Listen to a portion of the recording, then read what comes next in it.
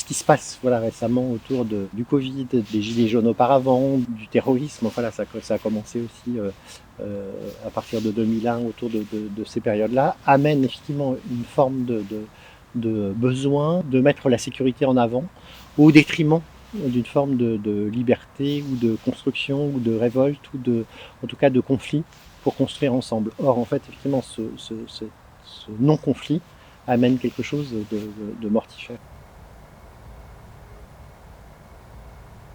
La tranquillité mortifère, on la retrouve dans tout lieu, en fait, et peut-être historiquement, effectivement, c'est pas quelque chose de nouveau.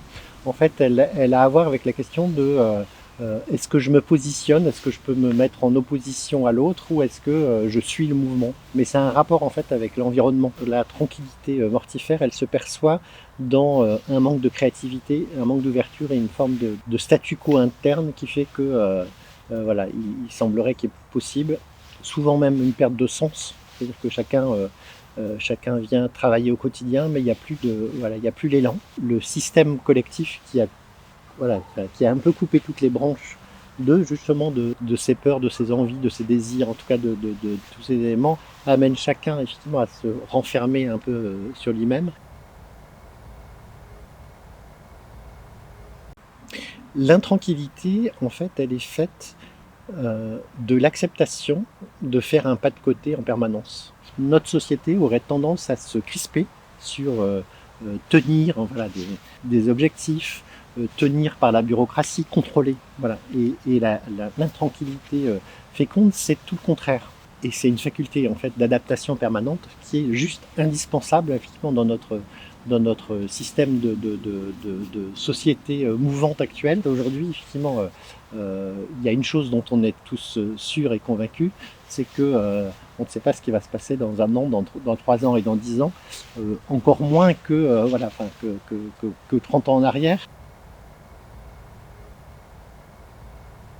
Ce que j'amène à ce moment-là, c'est d'abord peut-être l'espérance que c'est possible de faire autrement. J'arrive, je pense, avec cette croyance qui peut être contagieuse, et puis j'amène surtout la sécurité, c'est-à-dire au moins pendant un temps, la sécurité qui permette qu'on puisse lâcher avec une maîtrise permanente de son positionnement au quotidien. Je pense que le sentiment d'insécurité amène effectivement toute une série d'angoisses internes sur lesquelles on va mettre un couvercle. Et la tranquillité mortifère va être cette forme de couvercle. Moi, un de mes travaux fondamentaux, c'est peut-être de transformer effectivement l'angoisse en peur, c'est-à-dire que l'angoisse, elle est très large et elle est absolue. Et si j'arrive à la creuser et à savoir de quoi j'ai peur, alors là, je peux mettre quelque chose au travail. Du coup, il y a quelque chose même d'étonnant dans le travail qu'on effectue, c'est qu'à un moment, les personnes ne se sentent plus propriétaires des idées qui sortent dans cette tranquillité féconde, mais il y a quelque chose autour de ça nous appartient et on n'a plus le besoin, en tout cas au moment où on fait ce travail, après ça peut se transformer dans le collectif, on n'a pas besoin de s'approprier effectivement une idée, mais c'est l'idée du collectif à ce moment-là. Alors, toute organisation a besoin d'être efficace et d'être rentable. Je pense que il est nécessaire pour tout responsable d'avoir confiance en fait dans le collectif.